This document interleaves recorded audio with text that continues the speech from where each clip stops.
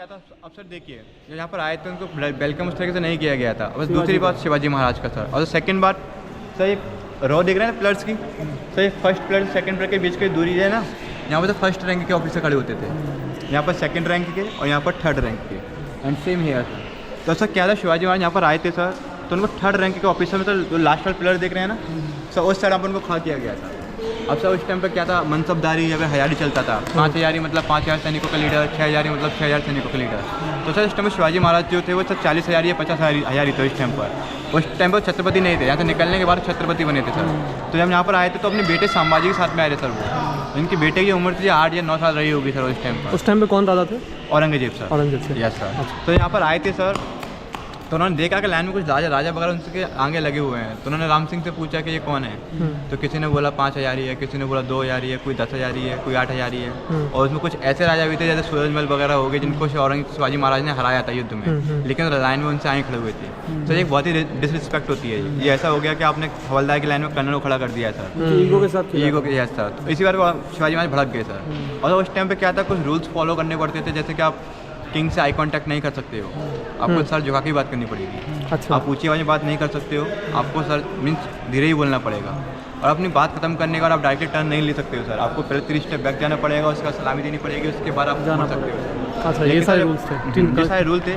लेकिन शिवाजी महाराज और औरंगजेब में जब आप कहासुनी हुई तो काफ़ी ज़्यादा डिस्टर्ब हो गया था मामला। तो शिवाजी महाराज को औरंगजेब ने सर, ये आर्मी का एरिया ना सर, उसके पीछे एक एरिया पड़ता था, उसे बोलते हैं जयपुर सराय। अभी वो जयपुर हाउस बन गया है, वहाँ पर हवेली थी, वहीं पर उनको रेस्ट करने के लिए बोला गया था। लेकिन सर कुछ ही घंटों बाद जैसे शिवाजी महाराज वहाँ पहुँचे अपने बेटे संभाजी और कुछ चचेरे भाइयों के साथ में, तो पूरी हवेली को जो ना वो छावनी बना दिया गया था। मतलब पूरी हवेली को मुगलिया सैनिकों ने चारों तरफ से घेर लिया था शिवाजी महाराज। मतलब साफ शब्दों में कहें तो उन्हें वहीं पर हाउस अरेस्ट कर दिया गया था बिना बताए सर। अब सर उनकी हर एक चीज़ पर निगरानी रखी जाती थी, कब बाहर निकल रहे हैं, कब आ रहे हैं, कब जा रहे हैं। हवेली से बाहर निकलना उन्हें वैसे भी अलाउड नहीं था सर। तो सर उस टाइम पे क्या अपनी था, मर्जी से आए थे बट जा नहीं सकते सर। और शिवाजी महाराज को मार भी नहीं सकता था औरंगजेब सर, क्योंकि सर वो मराठा काफ़ी ज़्यादा बिगड़ जाते फिर, वो कंट्रोल में नहीं आते के खिलाफ था और बात आगे ना बढ़े इसलिए वो यहीं पे आके अपना। तो उन्होंने उस कुछ टाइम तक उन्होंने औरंगजेब को शिवाजी महाराज ने काफ़ी सारे लेटर भी लिखे, या यहाँ पर कोई काम नहीं है, संधि फेल हो गई तो कोई नहीं, अब जाने दिया जाए, लेकिन किसी का भी रिप्लाई नहीं आया था। अब सर एक लास्ट ट्रिक रह गई थी कि उस टाइम पे तो क्या होता था, अगर कोई व्यक्ति ज़्यादा बीमार है या फिर उसे लग रहा है कि उसका अंतिम समय निकट आने वाला है, तो धर्म पुण्य दान वगैरह कर लोगों को मिठाइयाँ बांटना, कपड़े बांटने वगैरह का काम किया करता था ताकि आत्मा स्वर्ग में जाए।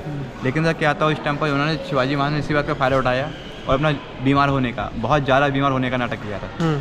और उस टाइम पर उन्होंने औरंगजेब को एक लेटर लिखा कि मुझे लगता है कि मेरा अंतिम समय निकट आने वाला है। मतलब जब मैं बता रहा हूँ खाली कि वो उसका टॉपिक क्या था कि अंतिम समय निकट आने वाला, मुझे इस तरीके से मिठाई विठाई फल वगैरह बांटने की इजाज़त दी जाए। कितने साल तक यहाँ पे? साल नहीं सर, महीने में 99 दिन, 100वें दिन आउट। 99 दिन 100वें दिन तो यहाँ से भाग गए थे 3 महीने के। हाँ सर।